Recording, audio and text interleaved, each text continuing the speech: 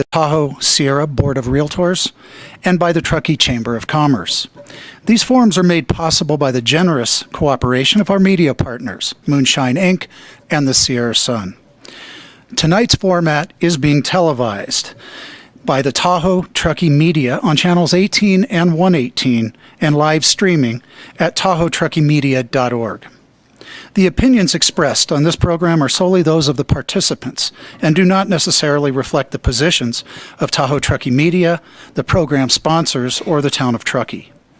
Tonight's questions have been submitted by the community and vetted by a committee, including Tahoe Truckee Media, Moonshine Inc., and the Sierra Sun.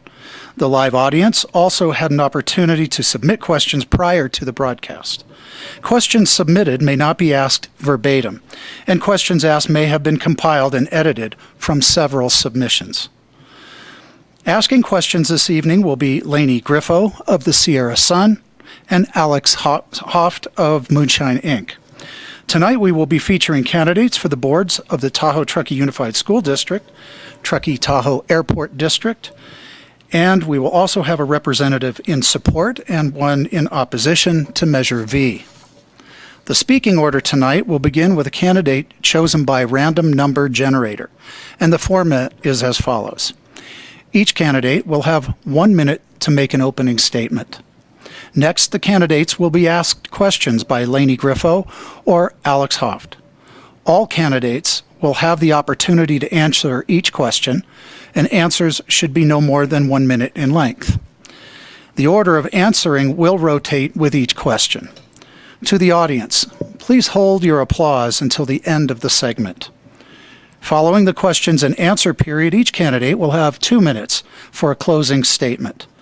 Tonight's timekeeper is Jessica Penman of Commerce, and you have been introduced to her, and she has the cards that will let you know how much time you have left. Personally, I would like to tell you that it is my job, and it's awkward to do. I was raised never to interrupt, but if you do go over time, I will do so. The first candidates tonight are for the Truckee Tahoe Unified School District. In this election, there are 3 open seats. Each seat represents a specific region within the school district, and there are 2 candidates for each seat. Voting, however, is at large, so one candidate could not attend tonight, actually 2, Heather Whitney and Mr. Ludke. They are not with us this evening. Mr. Mooney, you will be starting, and you'll have 1 minute to make your introductory statement. Please begin.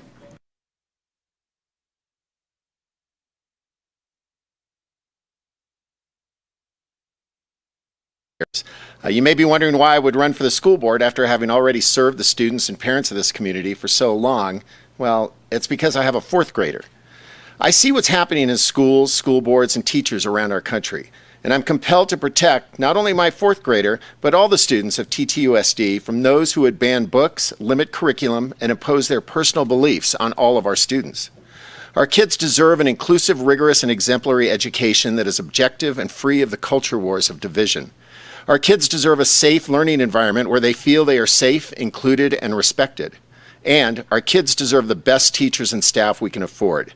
Teachers who will respect and embrace their diversity and who will provide learning experiences that meet kids where they are academically, culturally, and emotionally. Thank you. Thank you, Mr. Mooney. Ms. Nishimori. Thanks, Ted. My vision for our schools is one where there's culture of respect for diversity, equity, and inclusion. And I say that because it's my passion. It is my life's commitment. I have done this since I can remember. I was a kid who was in a low-income household in an affluent school district that got picked on, and I never accepted that. I took that as my means to be an advocate for other people and myself.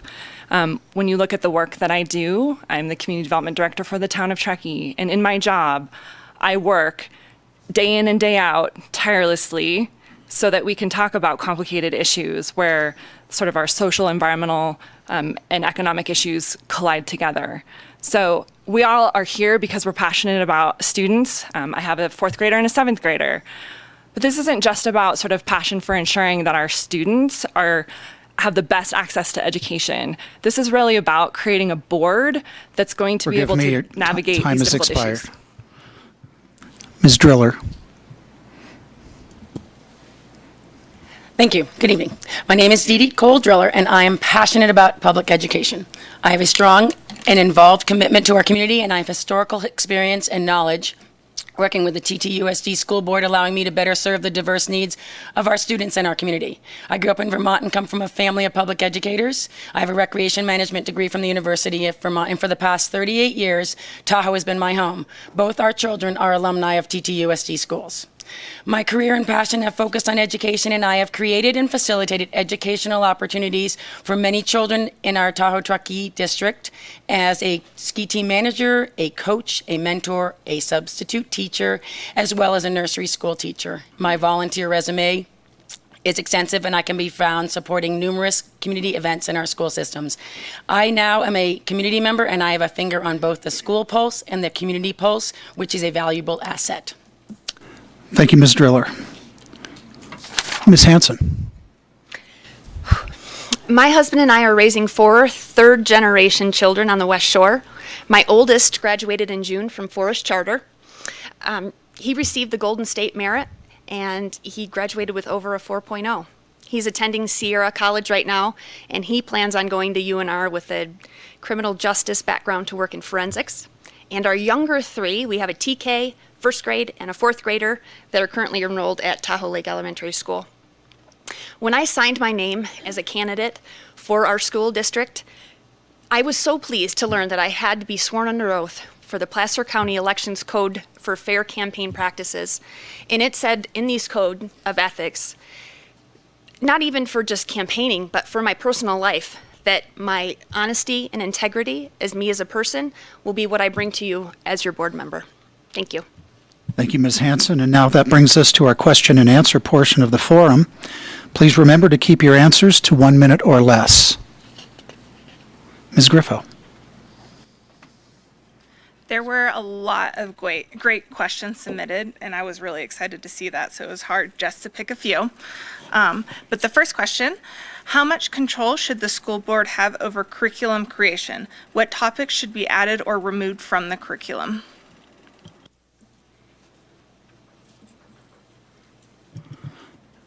Ms. Nishimori will answer the first question.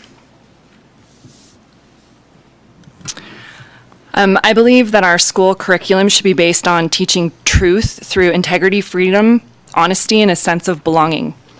Restricting or omitting important aspects of history, literature, civics, and equality negatively impacts the value of education and students' rights to equal access and education excellence. Ms. Driller. Sorry, I left this on the whole time. That can be dangerous.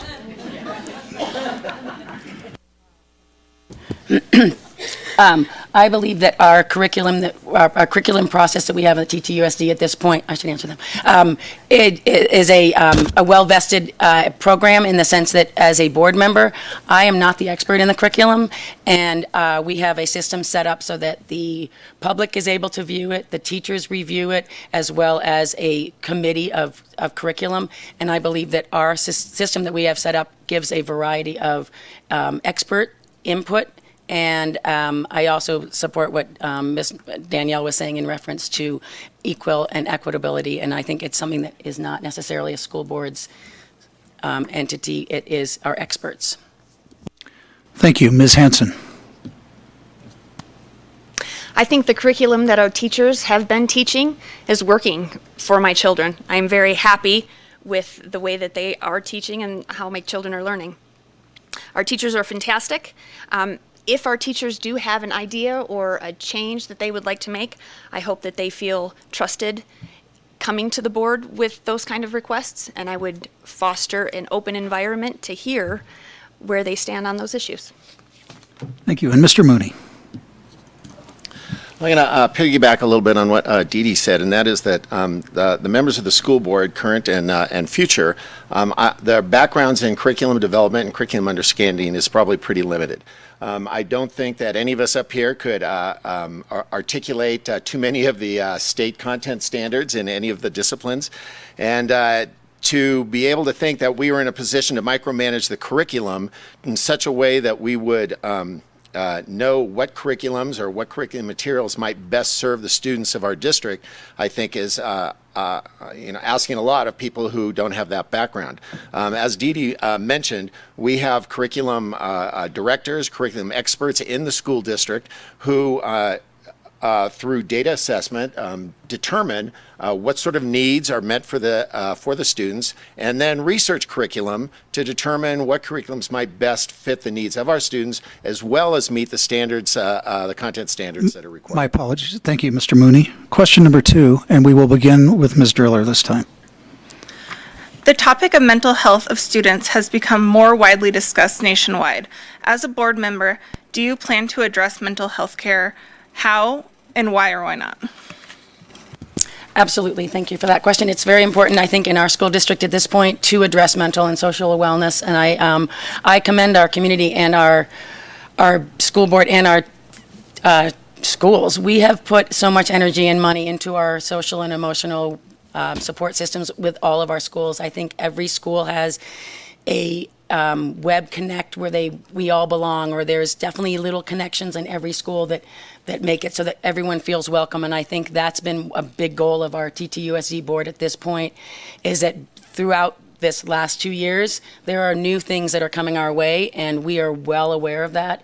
And we have put counselors at every school site, and we have spent a lot of time and energy and your monies that you've donated to us to support our social and emotional children needs. Thank you, Ms. Driller. Ms. Hanson.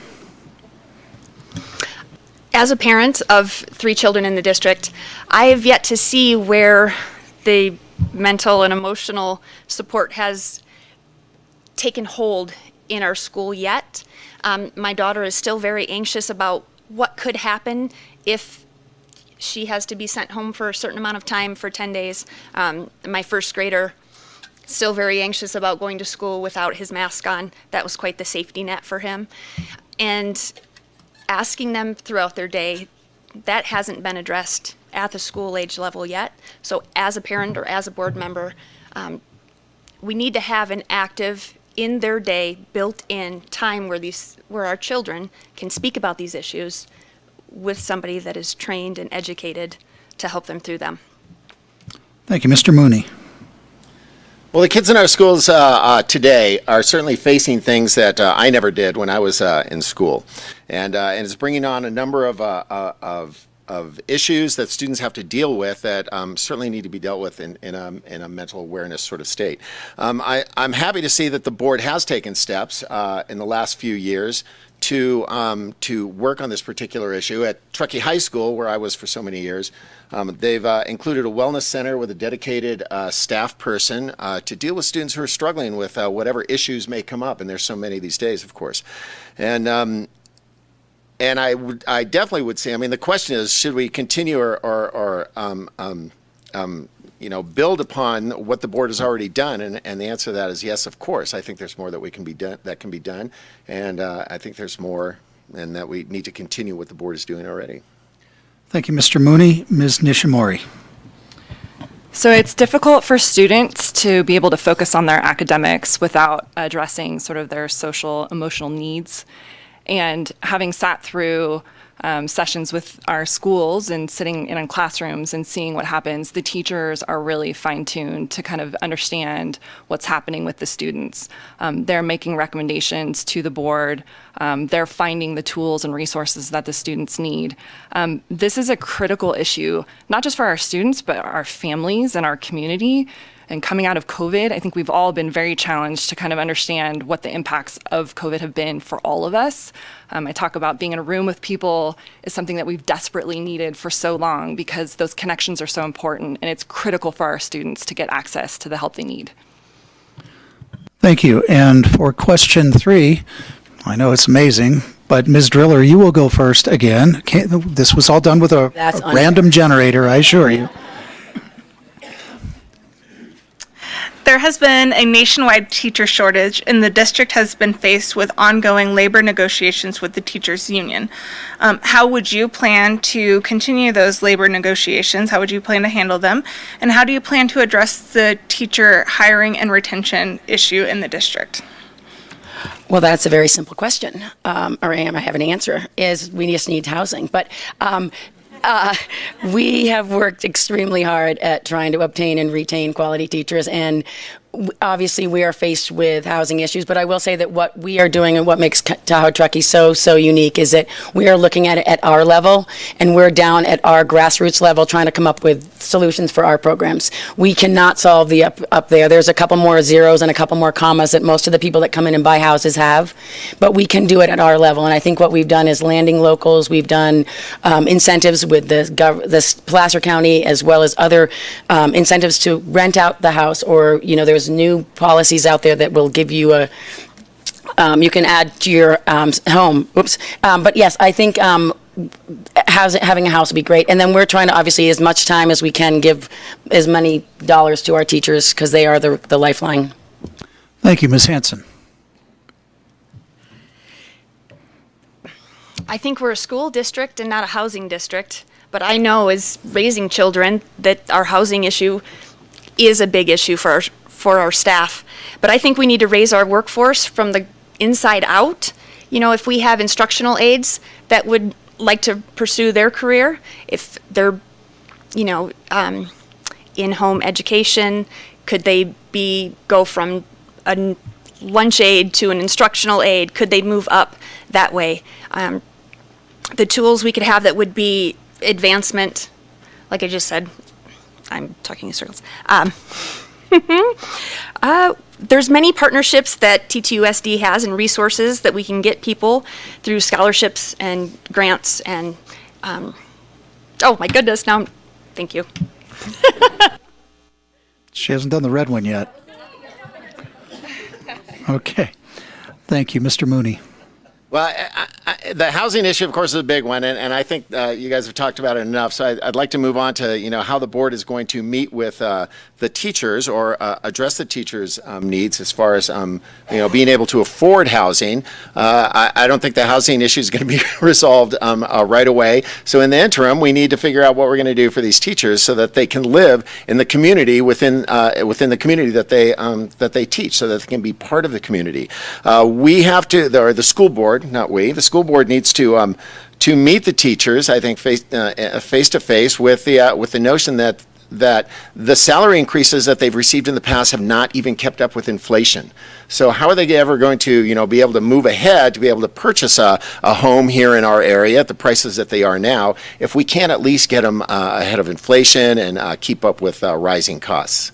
$7 a gallon I paid for gas today. I had to drive to Donner Trail twice. Thank you, Mr. Mooney. Ms. Nishimori. Well, this is an issue facing pretty much every employer in our region right now. How do you be able to provide the wages that support and really recognize the hard work that your employees do when you have so many struggles in the community between housing? And thankfully, I think the board and the school district have already done kind of a yeoman's effort of being able to put steps towards solving some of these issues. And I think part of that comes down to partnerships and strengthening those that, yes, we are looking at fair wages that we can offer, but at the end of the day, without sort of this full community effort and connection to work on these really complicated issues, we aren't going to solve them.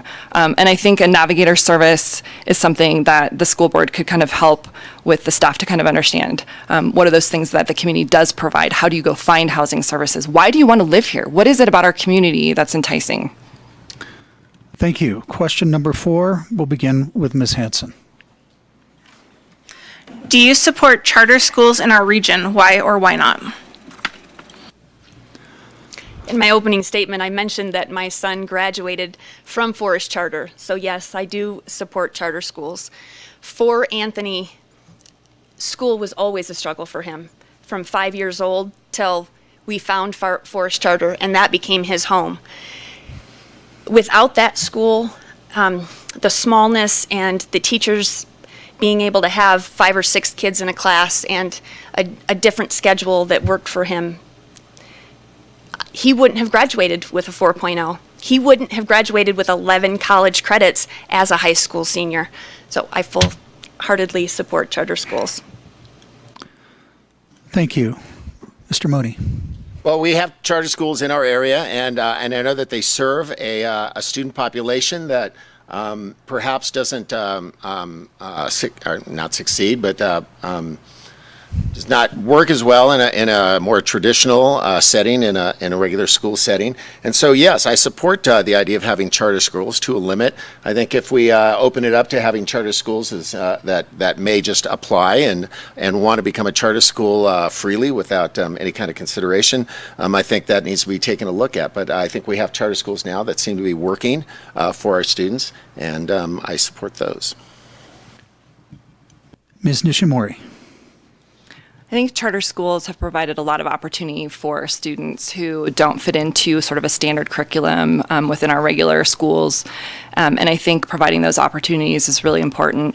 To Pat's comment, I think that we have so many choices already that's something we would look at as a school board and decide what is, if someone comes up with a new charter, what is that providing that isn't already done with one of the other charters that we have, and look at that from a very objective perspective and consideration of sort of the implications for the district itself. But I think, coming from a platform of really looking at student needs from a diversity, equity, and inclusion standpoint, charter schools do provide alternatives that do support our students. And Ms. Driller. My children actually did attend a charter school when we were growing up as well, so I definitely think there is a need for some charters in certain places. For TTUSD, we do have a charter with us. We also have an amazing amount of opportunities that we have created within our public school system. We have a STEP program. We have Sierra High School, which provides college recovery, high school credit recovery. So I think TTUSD is very, very aware of what we need to offer to our ever-changing public and our ever-changing needs of our students. We are a basic aid district, and if a charter, which means we get money only from property taxes. If a charter school comes in, we do get more children in our school, but we do not get more money. So it is something to consider as a financial drain to our district. And is it best for our community? Does that charter offer something that our community doesn't or cannot offer? Thank you. And question 5, we will begin with Mr. Mooney. How do you think the district handled the COVID-19 pandemic? I did have mixed feelings about how it was handled. I do not think that when we did go from distance learning back into the classroom, I wasn't entirely convinced that was a safe thing to do. I know that distance learning put a burden on parents, especially those who had to go to work. But my concern as a classroom teacher at that time was for the students and their welfare, as well as the staff. And so I think for the most part, the district did a good job in providing safe boundaries with masking and with distance learning and hybrid learning when we did go back to the classroom. But I did have some differences with them on the timing of it. Thank you. Ms. Nishimori. This is such a difficult question because we're asking it in hindsight, and we all experienced this. It was such a difficult time, and the decisions that were made were based on the best available knowledge that our school board had and our community had, and we were all looking out for our own best interest for our community itself, our families, our children.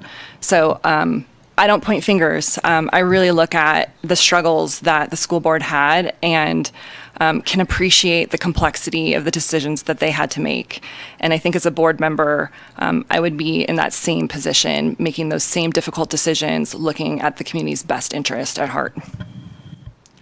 Ms. Driller. I'm going to say that I supported our decision as a board member. We spent many, many hours discussing and going over what we wanted to do and what we could do. And basically, we were following the law, which is part of what we are supposed to do. And so we were limited in terms of what we could do. We spent a great deal of time looking at ways to get our kids back into the classrooms as soon as possible. We understood that it was a tough call, and everybody had different decisions that worked and didn't work. And for us as a school board, we had to look at what was best for the entire community and the entire school district and all of our students and kids. And yeah, some of the things we didn't expect them to pivot from in school, out of school, and none of us really knew what was going on. I think I have to commend all of the staff, the teachers, and the administration for putting such a hard handle on. I mean, it was hard, so putting a big effort to make it work. And we definitely got beat up, I will not lie. Ms. Hanson, I was. Hindsight is 20/20. So, like Danielle said, coulda, woulda, shoulda, the things we did. My children are still here today. We're on the way to a happy, healthy future. Our board made the decisions that they made, and we can't go back and change those. How do I think they handled COVID? I think they handled COVID cautiously, with everybody's best interest at heart. Thank you. And that brings us to the period of the evening where you will give your 2 minutes for a closing statement. Again, you will pay attention to the cards, and I'll cut you off if I need to. Brevity is an art, and Mr. Mooney, we are going to begin with you. I didn't direct that exactly at you, to be clear. I was channeling Ruth Frischman from way back, so. Well, thanks so much to all of you that are here and to those of you tuning in for taking the time out of your busy schedules to listen to us tonight.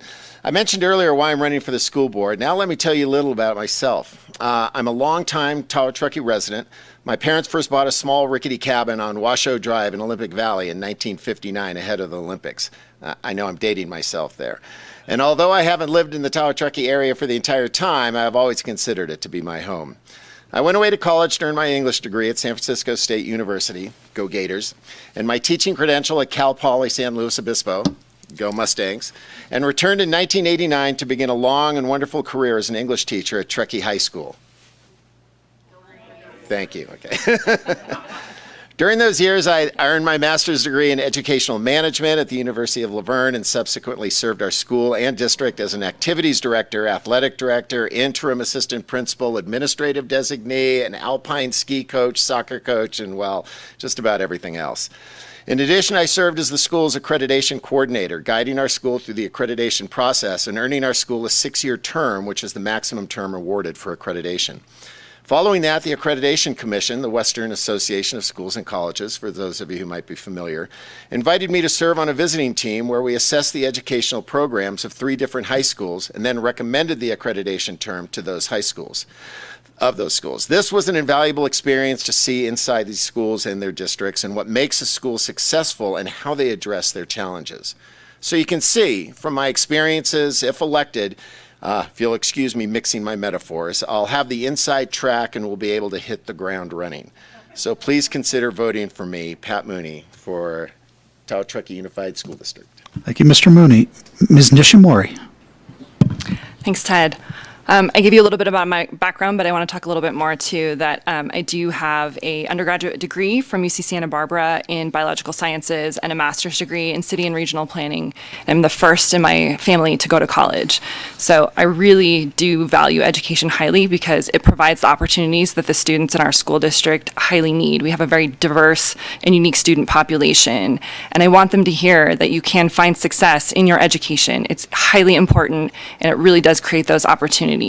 I'm about students' rights. I really want to be on this board, despite my really difficult job and life as a mom and operating 2 businesses, that our schools need our support, and I felt compelled to run for that reason.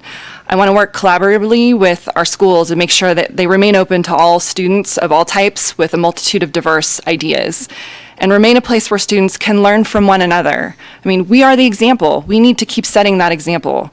I want to challenge any false narratives out there about what's actually being taught in schools and redirect the conversation back to advancing public education. Our community deserves this. My goals really are to be able to initiate a healing process for our community. We've come out of COVID. COVID sucked. We need to be able to just regroup and move forward in a positive way. My experience in leadership brings that positive style. I have 20 years of government experience, and so these conversations, which can often be very difficult, are in my wheelhouse. I enjoy them. I really love connecting with our community, and I'm, as you can tell, quite passionate about it. So thank you for the opportunity to be a representative for the school board. Thank you. Ms. Driller. Am I on? Yes. As a Tower Truckee Unified School District Board member, I am so proud to have been a part of the many successes at all of our campuses. Together with our community support, our amazing and dedicated staff and teachers that were able to pivot at every moment, especially during the past 2 years, and our parents, we have been able to provide our students with some new life jackets and lily pads from which they all could launch. What have we accomplished? TTUSD has community support and community trust. Because of this, we have had the successful passages of Measure E's and U's, which upgraded, improved, and increased safety measures at our facilities. The continual community support of Measure AA, providing over $5.6 million annually for science, career tech, college readiness, librarians, nurses, counseling supplies, and more. And from our generous local businesses, we have scholarships to our high school seniors to the tune of over $3 million a year. What have we accomplished? We have social and emotional enhancements at all of our school sites. All of our sites have counselors and support teams. There are inclusion and acceptance school climates, and we have training opportunities for all of our staff. What have we accomplished? We addressed the housing issue. TTUSD Board supported the decision to be founding members of the inception of the Mountain Housing Coalition the Mountain Housing Council and then the Mountain Housing Coalition in the beginning stages to address the current housing issues. What have we done successfully? We've improved school safety. All staff are trained in ALICE training, which is active shooting drills. We have increased air circulation in our sites, and we have cameras and security systems in place. My goals are to continue to keep our TTUSD community informed and involved with all of our schools, continue to support relevant, engaging curriculum for all of our learners and scholars at each of their personal levels. My apologies, Ms. Thank Driller. you. We've reached our time. One more line. I'm sorry. Ms. Hanson. I have so many papers here in front of me with all these written words that I'm stumbling on. So I just want to speak from my heart without these papers. My children are my reason. And as a parent on the school board, the decisions that I make, I believe, carry a heavy weight and responsibility with them. Because at the end of the day, I go home to my children. They look up to me. I'm their role model. I'm their hero. And they look to me for protection. And I want to do that for them. I felt called last year to run for the school board, not knowing. I honestly really don't know what I'm getting myself into. I don't know what I'm up against, but I do know that I have the greatest motivation of all to serve our community, our children, and that's being their mother. Thank you. Thank you. Personally, and on behalf of our sponsors and participants that put on this event, I'd like to thank each of you for your passion, and it's not an easy thing to do this, especially to go first. And so let's give them a round of applause, please.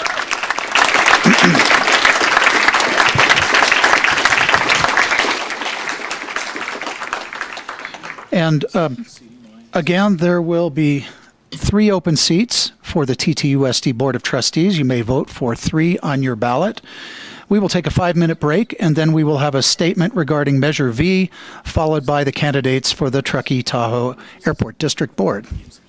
Thank you.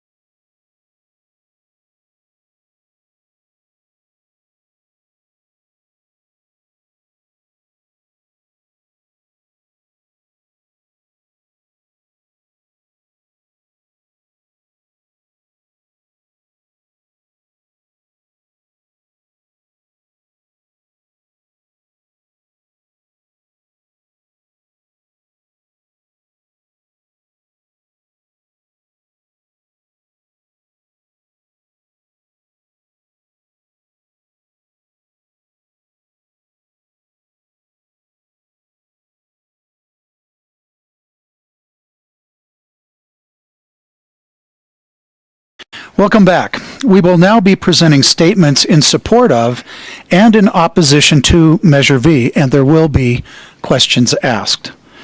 Measure V is a 1/2 of 1% sales tax for emergency services and other general government services. This general sales tax would sunset in 10 years. Speaking first for 1 minute in support of Measure V, Mr. Hardy Bullock, and in opposition, we will have Ms. Courtney Henderson. Hardy, you're first. Thank you, Ted. Welcome, everybody. Wildfire knows no boundary. It is a regional threat that requires regional solutions. We support Measure V because it's needed to address our unique East County fuels and fire protection issues. It will enhance the lives of our community members, and it aims to solve the greatest threat we face today by protecting our town, our home, and our way of life. The tax is countywide. It will generate revenue from our visitor-based economy to directly benefit Truckee. This is an opportunity to bring approximately $3 million annually to East County in a secure and equitable way. We can expand and enhance Measure T services, accelerating progress to achieve our local needs. Local HOAs, nonprofits may apply for Measure V funds and be granted resources to support projects that reduce fuels, improve evacuation, enhance emergency communications, and support low-income seniors and people with disabilities. An example of a priority project is Canyon Springs, owned by the Land Trust. This area may be improved and treated. I regret that your time has expired. Thank you. Ms. That goes Henderson. fast. Good evening, Truckee. I support the stated goal of Measure V, to fund projects designed to reduce the threat of wildfire. I've been a consistent vocal advocate for environmental stewardship and wildfire prevention. Last year, I endorsed and campaigned for Truckee's own Measure T special wildfire mitigation tax. My opposition to Measure V is an opposition to bad legislation at a time when we need real solutions for fire mitigation. Measure T could have been a blueprint for a county-wide solution that was fair and provided real accountability. Instead, Measure V represents the county's eagerness to get anything passed, as opposed to doing the work to pass a measure we could have all enthusiastically supported. Measure V provides no legally binding assurances that our tax money will be used for fire mitigation. This is unacceptable to me. If we don't vote no on this measure, we won't get another chance to do this right for 10 years. We absolutely can't wait that long. Ms. Henderson, thank you. Question number 1, and the order will be Henderson and then Bullock. Thank you, Ted. And hello, Hardy and Courtney. First question for you both. This tax is being promoted as the best way to get local wildfire preparedness done. Do you agree with this statement? Why or why not? I disagree wholeheartedly. Measure T is the way to get local wildfire mitigation and prevention work done. This truly is a blueprint for us. There's an urgency to this. The Fire Protection District actually fronted the money, over $1.2 million this year, for the wildfire mitigation projects in our community. This also stretches all the way up above Donner Summit and all the way down to the Nevada state line at Florestan. So we have a regional approach. A second tax is penalizing Truckee for being proactive and already instituting Measure T. Mr. Bullock. Measure T is a local resource, and it provides a lot of coverage for the $83 million worth of need that we face here in Truckee, but it's not going to cover all of it. Measure V is a local funding stream continuously over 10 years that can go to mitigate and enhance the Measure T funding. It also is a general tax, and it can be used to supplement grant funding. The state and Fed partners are providing numerous grants available to us, but we need to have grant matching ability, and Measure V will do that for us. It's also flexible, and we know that with all fire, floods, power outages, and alike, there's desperate need to solve the problems that we face, and flexibility is what we need. Thank you. Question number 2. And as random as it may seem, Mr. Bullock will start this time, and then Ms. Henderson. What are the advantages and disadvantages of a county-wide tax? The biggest advantage is a regional approach, and we know that wildfire is a regional issue that we face. The mosquito fire is a great example of that. We have AQI of 800 plus here in Truckee, yet we have no fire in Truckee. Wildfire, climate change is a regional problem, which needs a regional approach. That's the other piece is that we need flexibility in matching grant funding. We need flexibility in addressing a continuum of services to meet the emergency needs of our community, not just what Measure T provides. Ms. Henderson. Thank you. I certainly agree that there's an advantage in a regional approach. The problem, again, is in the construction of this measure. And I want to state this very clearly. This is incredibly important. This is a general tax. Legally, those funds go into the general fund and can be redirected to anything over the course of 10 years. Our Board of Supervisors, just like our council members, will change. Priorities will change. This funding is not legally obligated to these purposes. That is a tremendous disadvantage in the construction of this measure. That brings us to question 3, and this time we'll begin with Ms. Henderson. Should Measure V pass, the town of Truckee will be near the upper reaches of its sales tax limits at 9% of the maximum 9.25% local governments can charge. Why is it worth it or not for the town to take this leap? Thank you. Like I said, I don't believe it's worth it to take this leap on Measure V. We handcuff ourselves and lose flexibility in future sales tax options for things that the community wants. Let me give a specific example. Mobility and transportation enhancements, like our microtransit pilot, which is widely applauded throughout the community. The microtransit pilot this winter is going to cost over $500,000. We have no sustainable funding source for that. Losing our sales taxing capacity means we might not be able to fund other things like this in the future. That would be a tremendous loss for our community. Mr. Bullock. The half-cent sales tax is worth it because, in my opinion, I think the opinion of many people in California, we can't afford to do anything else. We have to take action now. There was a temporal component to this tax measure that we admit there is a sense of urgency, and we see that in many communities, El Dorado County, Butte County, and now Placer County. We have to act now. We can't wait. No tax measure is perfect. No tax is perfect. We need to take action and solve it regionally. I don't think when you look at Butte County and some of the catastrophic fires that community has faced, you would ask them and they would say we can't afford to do it any differently. We have to take a regional approach. We have to pay for it ourselves and start. There's $83 million worth of demand out there. Measure T is not going to cover all that. We need to mitigate it with Measure V. And the next question, we will begin with Mr. Bullock. Is the accountability infrastructure with the committees and transparent reporting robust enough to keep the tax's goal on track?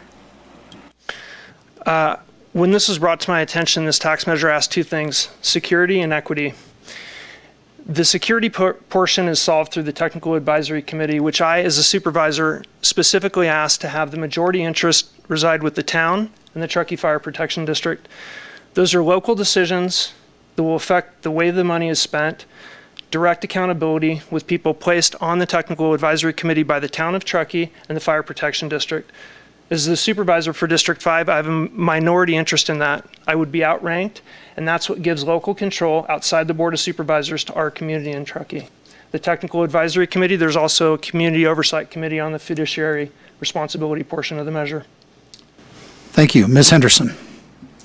Thank you. I don't believe the accountability measures put in place for this are adequate. Yes, there are technical advisory committees. They only make recommendations to the Board of Supervisors to approve. In addition, this can be revoked with a 4/5 vote of the Board of Supervisors. Again, I'll go back to what I've said previously. The cleanest way to provide accountability and how our sales tax dollars will be used is to actually make this a special tax. Why wouldn't we do that? If the county truly intends these funds for wildfire prevention projects, why aren't we legally obligating ourselves to spend the money that way? And the next question, we will begin with Ms. Henderson. If Measure V does not pass, what are other options, like Measure T, for wildfire and emergency preparedness? I think we have a lot of options. I have said on the dais over the past several months, going back to July, that I would have supported this if it was a special tax. I would have supported this if there was more accountability to the people who are actually paying their hard-earned dollars into this. I'll also say that in Truckee, when we do things like this, we go through an extensive community outreach process. We want to ensure we hear from all of the voices who will be impacted by this sales tax measure. Our local businesses, for example, people who are going to pay into this. I'm open, willing, and ready to work with the county on a tax measure that it provides real accountability, is equitable, and fair. Mr. Bullock. From the county standpoint, we have an operations, our OES department in 2021 was open 54 days. Previous to that, it was 7 to 10 days a year. The need is there. There are no other options available to the county from a regional perspective. We have to offer evacuation services. We have to offer defensible space services. We have to do home hardening, education, multi-jurisdictional cooperation. That's the county's job. Our job is to show up here and integrate towns and cities together for one unified response. That's what our job is. I want to offer the voters that opportunity. There are not a lot of options available to us. The hard, cold facts are we face a huge wildfire threat in this community, and we have to act now. We have to use the money, put it into the project allocation, and get to work. Thank you, Mr. Bullock and Ms. Henderson. This is the portion of the evening where we will go to your 2-minute summaries. And Ms. Henderson, you will begin. You now have 2 minutes to summarize your position. Thank you. That went fast. Wildfire is certainly the largest threat to our community, but we're also tax fatigued in California. If we're asked to pass a new tax, it must be a tax that makes sense. Measure T was just that, which is why 82% of our voters supported it. We could trust Measure T because it was a special tax, which meant the money collected could not be used for purposes other than those defined in the ballot text. Had Measure V been written with such specific terms and conditions, I wouldn't be here tonight opposing it. Measure V fails us all on 3 very important fronts. First, Measure V is a general tax instead of a special tax. The funds can legally be used for any purpose a county board wants for the next 10 years. We can't take this risk with our tax dollars or our need to prepare for wildfire. It simply makes no sense. Second, Truckee is projected to contribute $3.6 million per year to Measure V, yet the county is only willing to allocate less than $1 million directly back to the town. This might be reasonable if we were not in such a fire-prone area, but we need every penny to keep our region safe from wildfire. Third, Measure V could prevent us from acting on local issues that matter here. Transportation, housing, infrastructure to enhance our quality of life and our community character. We need to preserve our sales tax flexibility because we can't always rely on county funding. Again, don't confuse opposition to Measure V with a lack of interest in working toward true fire preparedness. If Measure V funds are misused, we could be without meaningful work on countywide wildfire mitigation for the next 10 years, simply because we didn't do it right the first time. I urge you to join me in voting no on Measure V because we can do better. We know how to do this right. We just need the political patience and will to do it. In the meantime, the county could get started with fuels reduction projects using the $30 million in reserves they have now. Ms. Henderson, your time has Thank you. expired. Mr. Bullock. Measure T solves a portion of our wildfire problem, but not the $83 million of needed work that the town and Truckee Fire have identified as high priority. Measure T is a great start, but it only taxes the locals. Measure V generates revenue from our visitor-based economy, which is what we need to solve this problem. Truckee residents receive funds and control the funds here locally, with a majority interest on the Technical Advisory Committee comprised of Truckee Fire Protection District and the town of Truckee. A general tax is flexible, and that's important to cover emergency preparedness, a continuum of solutions. This general tax can be used for grant matching. The state and federal landscape provides a wealth of grant opportunities only if we can pay our fair share in matching funds. Measure V allows this. A special tax will not cover grant matching funds. The dollars flow away from our county and we lose. Return to source is not how government works. It is not how regional problems are handled. It is myopic. It is not good government. The town of Truckee and its nearby communities are getting 25%. 1/4 of all of the collected revenue from this measure comes back to town of Truckee and the East County region to solve our local problems. Our fire protection district neither supports nor opposes Measure V. They've stated let the voters decide, and that's what I'm asking you to do tonight. Please do your homework, understand how you feel about it, and let the voters decide. Inform yourself, go to readynevadacounty.org, do the homework for yourself, and call me and ask questions. I'm honored to serve you as your Eastern County representative, and I thank you for giving me the time tonight. Thank you, Mr. Bullock. I think the two of you have done an outstanding job. A point, counterpoint. Let's give them a round of applause.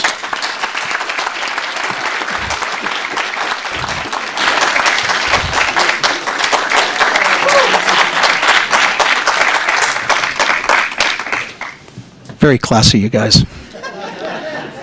And we will take a 5-minute break, and then we will reset the dais and return with candidates for the Truckee Tahoe Airport District Board. Thank you.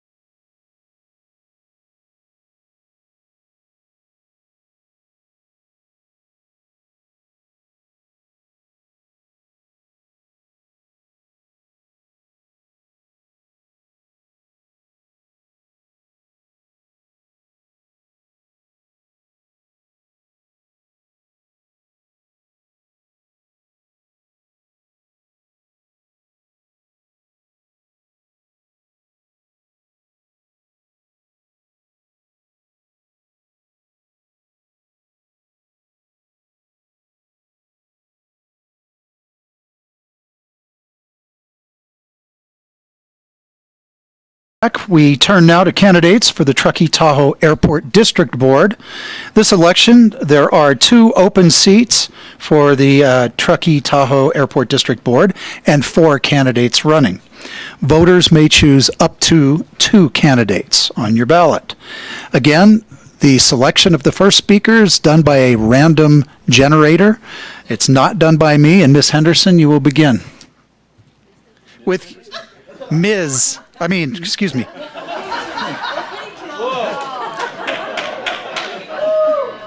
I'm still in the last segment. I'm sorry. Mr. Henderson, my apologies. You will be starting with your 1 minute to make your introductory statement. Please proceed. Welcome, everybody. Thank you for being here. And for those of you at home, thank you for tuning in. Let me give you a couple facts. This coming year, the airport is expected to take in $8 million of our property tax money.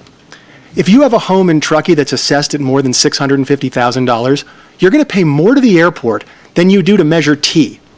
For those of you at the lake, the Tahoe City PUD and the North Tahoe PUD each take in less money in our taxes per year than the airport does.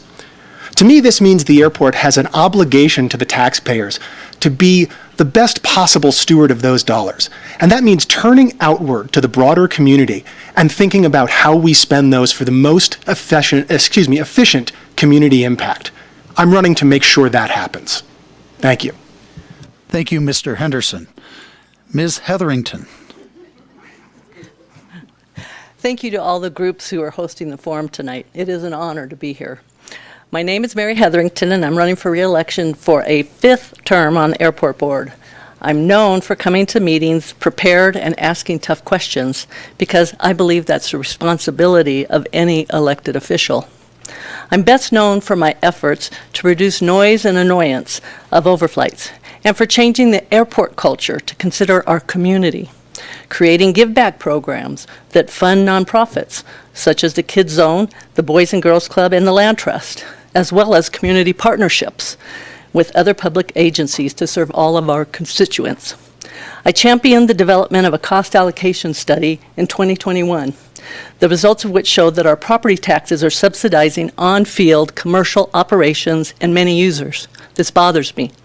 My next goal is to see a 40-acre parcel owned by the airport used to move industrial off the river and also as My possible apologies, space for but workforce your housing. time has expired. I'm I sorry. gotta close. I'm not going to be able to show my face in town tomorrow. Ms. Rolfe. Thank you, Ted. I'm running for the airport board because I have a passion for our community and our airport.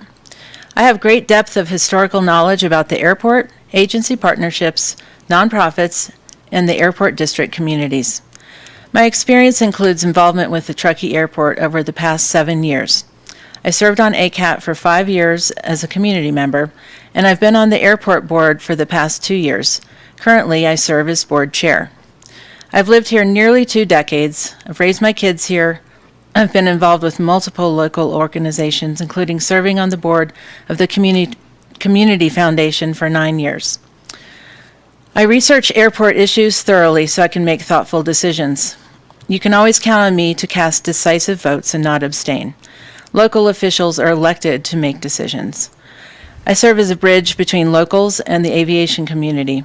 I seek out pilot advice as they are best My equipped. apologies, but time has expired. Thank you. Mr. Daniel. Good evening. Thank you for having me. I'm very new to all this, first time sitting up at one of these desks, so bear with me.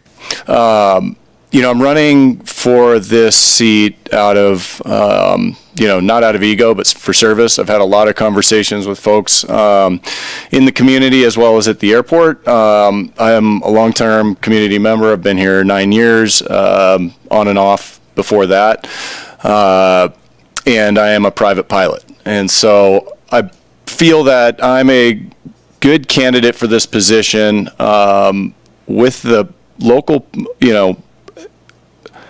being part of the local community and having local pilot knowledge and understanding the elements and what things take in and out of this town. I think that's what sets me aside. On top of that, I'm going to run out of time, but safety, sound, stewardship, and sustainability, those are my 4 S's. Those are what are driving my campaign. Thank you very Mr. much. Daniel. My apologies, but you are correct. That brings us to our question and answer portion of the forum. Remember to please keep your answers to 1 minute or less and keep your eye on the time cards. Yellow means you have 15 seconds. Red means I have to do my thing. And again, we will begin with a random generator, and Ms. Hetherington will answer the first question first. Hi, everyone. First question for you. In the airport district's preliminary budget for 2023, airside operating revenue is being shown to surpass property tax revenue, nearly $8 million, as Mr. Henderson said. This is driven largely by landing fees and fuel sales, a marked difference from the 2022 budget. What are your thoughts about steps currently being taken to increase airside operating revenues? I think it's great. I'm really excited about these landing fees being really instituted, and they would not have been found out if we had not done the cost allocation study. When we did that study, we found out many things, such as what expenses are. You have to look at the cost of personnel, the cost of equipment, the cost of maintenance. These have not been considered before, or they've been buried in the budget. So I'm really excited about landing fees because that should bring another $700,000 or $800,000 in from the users. Heavy aircraft will be paying more, and they have a much more detrimental effect on our pavement, so that only makes sense. And I still have some time, so. The other part of that was jet fuel.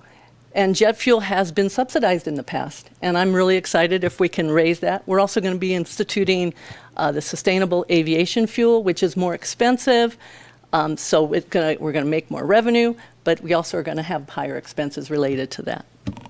Time. Perfect. Thank you. Ms. Rolfe.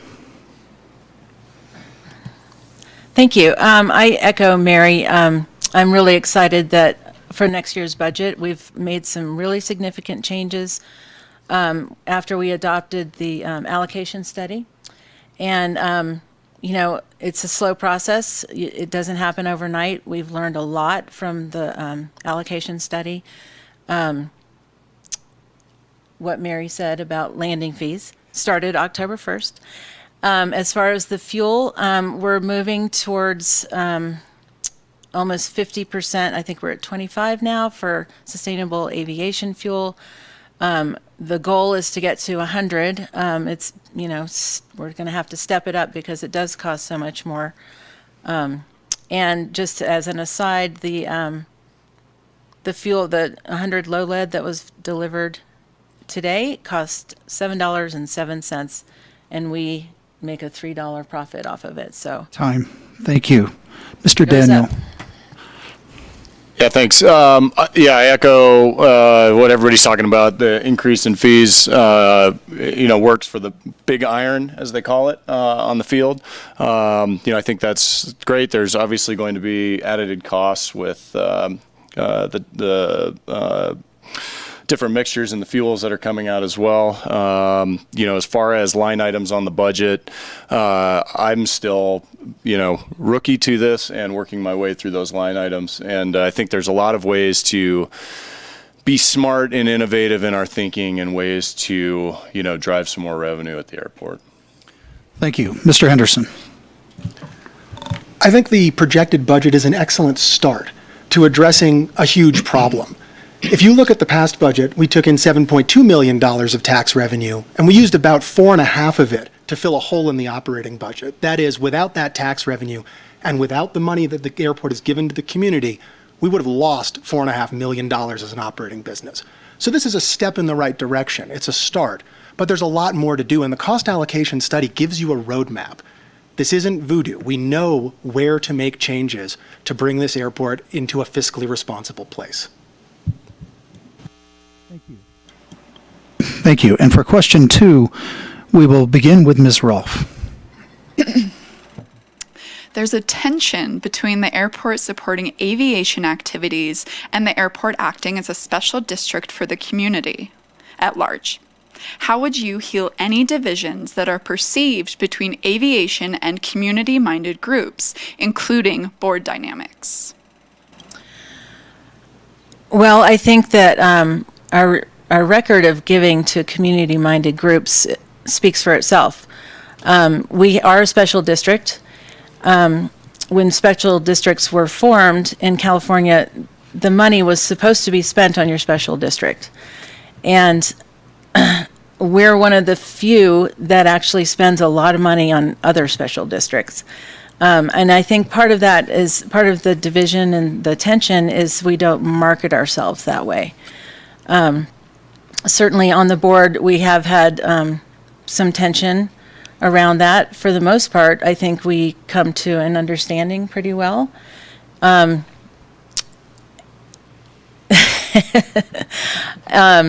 it's a process, and I think more education amongst the board and amongst the community is the answer for that. Thank you. Mr. Daniel.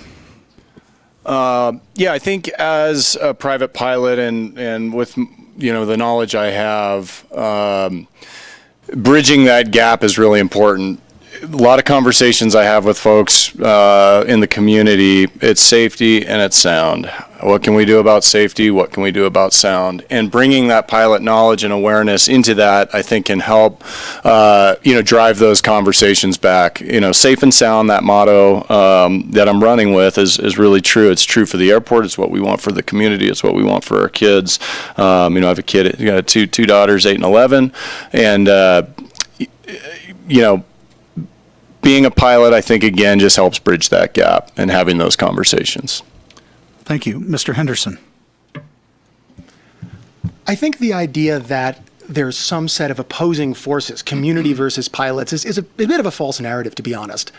There's a small vocal subset of people who believe that they have some sort of vested right in every tax dollar that comes to the airfield.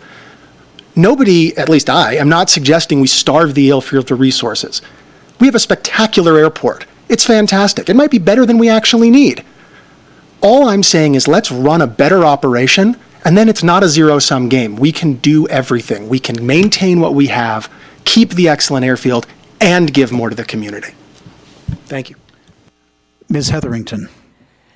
We work under FAA rules, and Grant Assurance 24 states it will maintain a fee and rental structure for the facilities and services at the airport, which will make the airport as self-sustaining as possible. There will probably always have to be some subsidy to the airport. Most airports do need some, but I think there's a lot of extra in there. And as our aviation attorney said in February of 2018, so long as the district is meticulous about maintaining an accounting system that segregates district tax revenue, the district has considerable flexibility to use such revenue for purposes that would otherwise be impermissible if it were using airport revenue. There is a hard line between property tax money that comes in and money that's created on the field. Once property tax money goes onto the field, it can't come back out in the community. And I really feel we as the airport can do many things in this community, and I want to keep that momentum going. Thank you. That was perfect. For the next question. To the button. Mr. Daniel, you'll go first on the next question. The Airport District is a governing council member of the recently formed Climate Transformation Alliance. Describe one step the airport can take to support the CTA's vision for the region to be net carbon neutral by 2045. Yeah, I think the district needs to just keep being influenced and doing all we can as far as, the idea of sustainability. I've worked with Protect Our Winters for 12 years. I'm a climate advocate. I'm not out burning fuel just to go burn fuel and be a cowboy. And I don't think many people are down at the field. So, just the holistic approach, I think everybody's on board. Truckee is, a climate first community, and we need to be looking at all and every option, when it comes to climate sustainability, et cetera. Thank you. Mr. Henderson. Let's be honest. Private aviation is simply not an environmentally friendly thing to do. That said, we have an airport. We can't influence who flies in and out. But the airport district can do certain things that have a broader impact on our environmental footprint. We can install a biomass plant to burn the cuttings that we have from all our forest thinning work. That keeps it from being driven all over the place in diesel trucks and burns it more close to home, reducing greenhouse gas emissions. We could act as a transit hub and use mass transit from the airport to bring people to prime tourist locations on busy holiday weekends, as was done for the Women's World Cup at the resort now known as Palisades. These are all sorts of things that have a broad impact on our greenhouse gas emissions, because the reality is the basic mission of the airport is not that environmentally friendly. So we have to do everything we can outside of that to be effective. Thank you. Ms. Hetherington. We developed some greenhouse gas. We had a study done, and what it found was Jet A fuel generates 3,133 metric tons, and 100 low lead at 679 metric tons per year of CO2 equivalent. What does that mean to you? Well, it means, like he says, it's not environmentally friendly. But we did create a greenhouse gas graphic to get out to the communities so people could see that their flights, what impact, how much CO2 it actually put out. I anticipate we'll be seeing some electric aircraft coming in the future for the short hops between the Bay Area and us. Waddell Ranch, when we purchased that back in 05, 06, there are trees there that we cleaned up that forest so that the trees could get bigger and they could hold more carbon by being bigger. We were in the forefront of cleaning up that forest to protect Glenshire and junipers. My apologies, time. Ms. Rolfe? Yes, I'm the board representation on the Climate Transformation Alliance, and we just started it in July. We announced it, and we're really excited at looking at some of the things that we can do. We've already started with the sustainable aviation fuel. We've already bumped it up to 25%, and we're offering that to our pilots. The board approved money with a couple of other agencies, the town, I believe, to look into the feasibility of a biomass plant that would be located on the airport. We're looking into ways that we can sequester carbon into concrete, and the staff is now putting a policy in place that there is no away, and we don't throw anything away. We're trying to get in reusable utensils and pencils and pens and My apologies. We've run out of time. The next question will begin with Mr. Henderson. In solicited election questions this year, a large majority of people referenced the 2 crashes that happened in 2021. Though households across the district pay property taxes to the airport, the burden of noise and safety concerns are borne by those in neighborhoods that surround the airport. What additional obligations, if any, does the airport have to these residents? This is an extremely challenging question because, as I said earlier, the airport has a shockingly limited ability to influence the habits of pilots. The best we can do is affect change in the subset of pilots who maybe don't know just how much of an impact they have on the ground. As far as crashes go, these are terribly unfortunate events, and again, it comes down to education. We have a large transient pilot population coming in and out who may have never flown in here and may never fly in again. We need to do as much as we can to teach them how to fly in safely and encourage them to stay on their instrumented approaches when that's possible for them. Thank you. Ms. Hetherington. Thank you. Yes, this is a tricky airport. We dodged some bullets this last summer in 21 when a fire wasn't started by either of those crashes. Nobody on the ground was killed. We were very, very lucky. And as our operations are increasing by 3 times since 05, I have that concern that we're going to see more accidents. That scares me, and I think it scares a lot of people. I know the communities of Martis Valley Estates are still suffering from PTSD every time they hear an aircraft. In Olympic Heights, a friend of mine was holding her baby when a plane crashed in there, 4 people died, and the snow was on fire. We have to be cognizant. Safety, we talk about safety for pilots. We also have to talk about safety for the people on the ground. and that's in my mind at all times. Thank you. Thank you, Ms. Rolfe. Yeah, last summer was extremely distressing for everyone at the airport, and particularly for everyone on the ground. We take safety very seriously. Every decision that we make is under a safety lens, and every decision that FAA makes with us is under a safety lens. Right now, we're looking into, we just approved looking into extending the shorter runway to give pilots more options. There are many who believe that crash wouldn't have happened if there had been two options for that pilot to land. And we all live under this. Thank you. We all take our lives at risk every day, and unfortunately, the airport does bring an element of danger.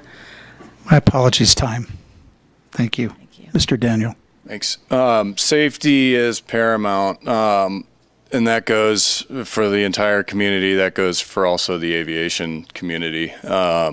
There's a lot of things that we can continue to look at and evaluate, and I have conversations every day around safety with folks in the community as well as folks at the airport. Implementing particular, whether it be procedural things, understanding why decisions should or shouldn't be made. That comes down to, I think, pilot knowledge and a lot of pilot knowledge, understanding winds, opposite direction operations. There's a lot that goes into safety. I'm very passionate about that. Happy to chat anytime further. Thank you. And for the next question, we will begin with Ms. Hetherington. What would your priorities as a board member be in this time of transition with a new general manager and the hiring of a director of aviation and community services? Yeah, it's a change, and what I bring is institutional knowledge. I've been there a long time, and I can have the files and the spreadsheets of much of that history. So with our new GM, we're pretty excited. He's brought in a new way of putting the budget together, and he's doing the recruiting for the aviation person. We only hire the GM, and it'll be interesting to see. So far, some of the stuff I'm really liking, some of the stuff I'm sitting back and watching. Thank you, Ms. Rolfe. Yeah, I think I can speak for all five of us that we're very excited about our new general manager. He's brought in a lot of systems that weren't in place before, budget in particular. And he's got a lot of great ideas and a very strong management style. We were crushed to lose Hardy, and but we think that there's another Hardy out there, and we're pretty far along in the process. We've got, I think, 4 people who will be presented for interviews this month. Yeah, this month, and hopefully by the end of the year we'll have a new director of aviation. And luckily we still have Hardy, who's consulting with us and maybe help ease that transition for us. Thank you, Mr. Daniel. Can you repeat the question one more time, please? Just for my... What would your priorities as a board member be in this time of transition with a new general manager and the hiring of a director of aviation and community services? Great, thanks. I think my role and responsibility right now is to digest all information that can come my way. I'm new to this, dove into this late, and I'm still gaining a lot more information. I think, again, I've said it a few times here, having the pilot knowledge, I think, helps facilitate a lot of those conversations and brings a level of understanding that may come a little more intuitively, than others. So, that's. Thank you, Mr. Henderson. So my experience on corporate boards has taught me that when you have turnover in upper management, it presents a challenge and an opportunity. The challenge is that you've lost all of this institutional knowledge that those people represented. But the opportunity is that you get to reconsider the way you do business. And that's a great thing for this airport. We suffer from a little bit of this is how we've always done it syndrome. And we can now throw out the sacred cows, think about every single part of the operation so that it not only keeps the airfield in tip-top shape, but it gives us the opportunity to do more for our community. Thank you. And now each candidate will have 2 minutes for a closing statement. Ms. Rolfe, we will begin with you. Sorry. Okay. There are a number of aspects that set me apart from the others running for airport board. I don't describe to the divisive language of us versus them. I believe we are one community. I bring a balanced perspective to the board. I challenge the existing narrative that some of my counterparts cite regarding the inequity of taxes or that our taxes are a subsidy to the airport. Let's say you've lived in Tahoe for 10 years. Your house is assessed at $500,000. You're paying approximately $130 a year. There were 2 firefighting helicopters parked on the runway this morning, ready to save your house. I think that's a small price to pay. Plus, we have CareFlight. I'm proud to have voted yes to provide almost $500,000 in contributions to local nonprofits last year, including the Kids Zone and Sierra Community House. I also voted yes for the Air Show, an amazing community event that brought over 17,000 people together this summer.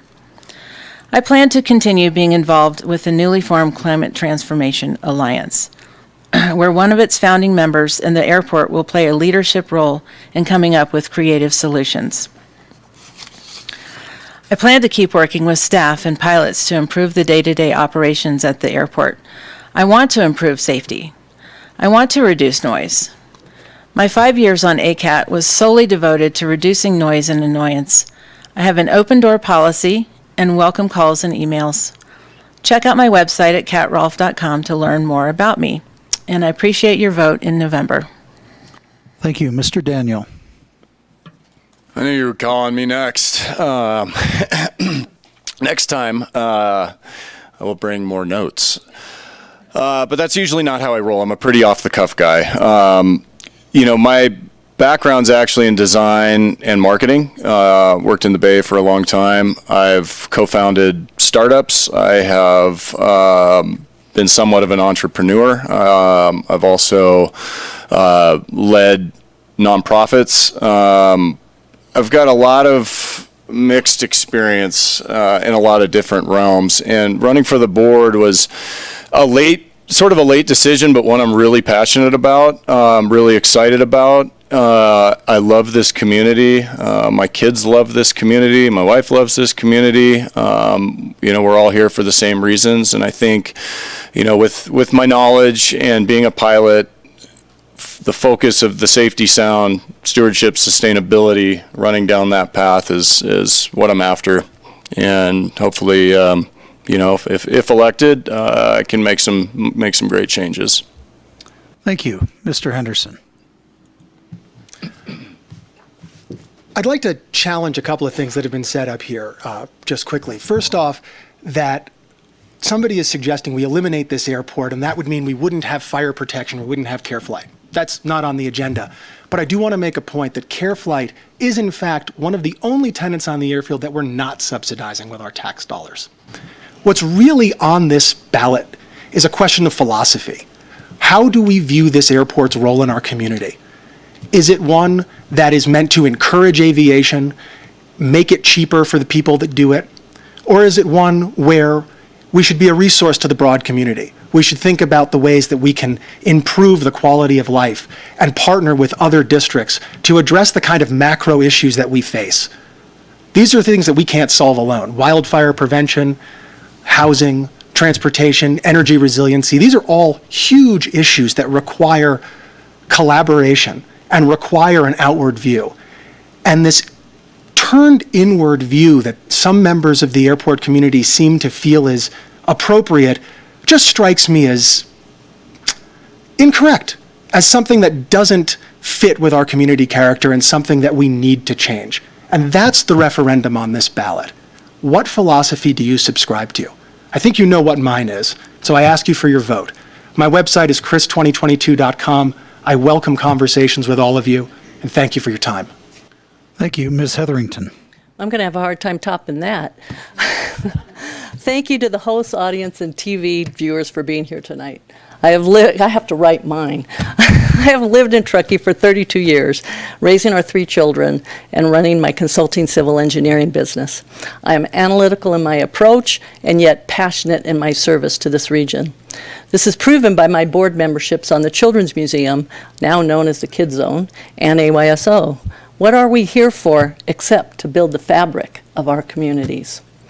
Because of my long tenure on the airport board, I have both the experience and that institutional knowledge for information about where the airport has been and to address where it is going. During the 16-year tenure, I worked to acquire and protect open space, support the implementation of forest management programs, and push to develop give-back programs and community partnerships that benefit our entire constituency. I believe in maintaining a healthy and safe aviation infrastructure, but I also believe in the board's role as steward of public monies. These are not mutually exclusive goals. Being an engineer, I want to maintain our infrastructure, and I was a leader in developing the pavement management plan and instituting improvements defined in the facilities management plan. I am running because I think the airport should be a leader in working with other agencies and nonprofits to wisely use the nearly $8 million in property taxes it will receive in 2023. I look forward to working with our board to address the issues facing our region, open some airport land, such as the 40-acre parcel to move industrial uses off the river, and to research opportunities for housing, implement the findings from the cost allocation and rent study, and continue to address the noise and annoyance associated with our ever-increasing overflights. My name is Mary Hetherington. My website is Mary 2022. I ask for your vote, and if you like what I say, please endorse me. Thank you so much. Thank you, and that was done with a second to spare. Let's thank the candidates and give them a round of applause.